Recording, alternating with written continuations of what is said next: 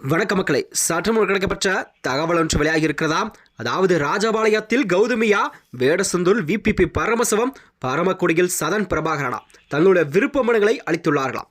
வாங்க வீடியோவை மூலமாக கண்டலாம். அதாவது தமிழகத்தில் வரக்கூடிய 2026 சட்டமன்ற தேர்தலுக்கு இன்னும் சில காலம் மட்டுமே இருக்கும் நிலையில்தான் அனைத்து கட்சிகளுமே தங்கள் கட்சி பணிகளெல்லாம் தீவிரமாக மேற்கொண்டு வருகிறது.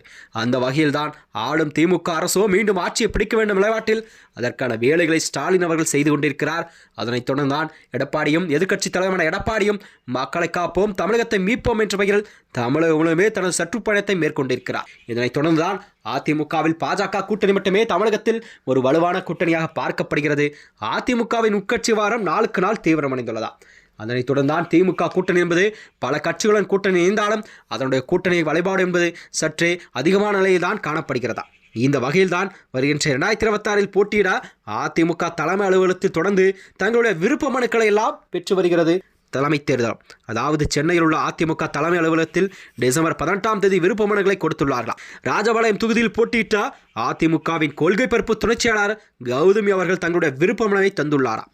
அது மட்டுமின்றி செஞ்சி சட்டமன்ற தொகுதியில் போட்டியிட விழுப்புரம் பாசறை மாவட்ட செயலாளர் ஜெயபிரகாஷ் விருப்பமனை கொடுத்துள்ளார். அதிமுக மாதவரம் கிழக்கு பகுதி செயலாளர் முன்னாள் சட்டமன்ற உறுப்பினர் எம் கண்ணதாசனம் மாதவரம் தொகுதியில் போட்டியிட தன்னுடைய விருப்பமனை கொடுத்துள்ளார். திண்டிவனமும் சட்டமன்ற தொகுதியில் போட்டியிட கவுன்சிலர் ஜதார்சனன் விருப்பமனை வழங்கியுள்ளார். அதிமுகவில் மாணவரணி சிவகங்கை மாவட்ட தலைவர் முத்துக்குமாரும் நாகராஜன் பரமக்குடி தொகுதியில் போட்டியிட விருப்பமனை தந்துள்ளார். இதனைத் தொடர்ந்தான் பரமக்குடி சட்டமன்ற தேர்தல் போட்டியிட அதிமுக அம்மா பேரவை துணைச் செயலாளர் முன்னாள் எம்எல்ஏ சதன் பிரபாகரன் விருப்பமனை வழங்கியுள்ளார். இதனைத் தொடர்ந்துதான் அதிமுகவின் வேடசுந்தர் தொகுதி சட்டமன்ற தொகுதி, அதாவது திண்டுக்கல் மாவட்டம் வேடசுந்தர் சட்டமன்ற தொகுதியில் இளைஞர் பாசறை மாநில செயலாளர் டாக்டர் விபிபி பரமசிவம் அவர்கள் விருப்பமனை அளித்துள்ளார். வேடசுந்தர் தொகுதியில் முன்னாள் எம்எல்ஏ பழனிசாமி, குஜிலிமாறை ஒன்றிய செயலாளர் மலர்வண்ணன், மாணவரணி பொருளாளர் கோகுல் கௌதம் ஆகியோரெல்லாம் தங்களுடைய விருப்ப மனுக்களை வழங்கியிருக்கிறார்கள். இதனைத் தொடர்ந்தான் பட்டுக்கோட்டை தொகுதியில் போட்டியிட்ட மாவட்ட மாநில செயலாளர் வேம்பை கண்ணனும் விருப்பமனை கொடுத்துள்ளார்.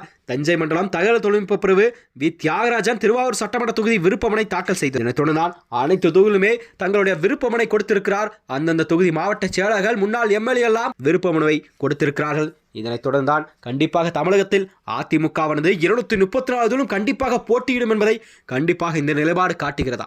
இதனைத் தொடர்ந்துதான் அதிமுக உள்ள கூட்டணி கட்சிகள் எல்லாம் கேட்கும் தொகுதி பங்கீடு பேச்சுவார்த்தை எல்லாம் நடைபெற்றுக் கொண்ட நிலையில்தான் எடப்பாடியாரின் அடுத்த கட்ட நகர்வு என்ன என்பதை கண்டிப்பாக பொறுத்திருந்தான் பார்க்க வேண்டும். அது மட்டுமின்றி அதிமுக கண்டிப்பாக அடுத்து யாருடன் மிகப்பெரிய கட்சியுடன் கூட்டணி வைத்தால் மட்டுமே தமிழகத்தில் கண்டிப்பாக ஆட்சி அமைக்க முடியும் நிலைப்பாட்டில்தான் அரசியல் வியூகமெல்லாம் வகுக்கப்பட்டு இருக்கிறதா? மேலும் இதுபோன்ற வீடியோக்களை தெரிந்து கொள்ள நமது சேனலை மறக்காமல் சப்ஸ்கிரைப் செய்து கொள்ளும். நன்றி, வணக்கம்.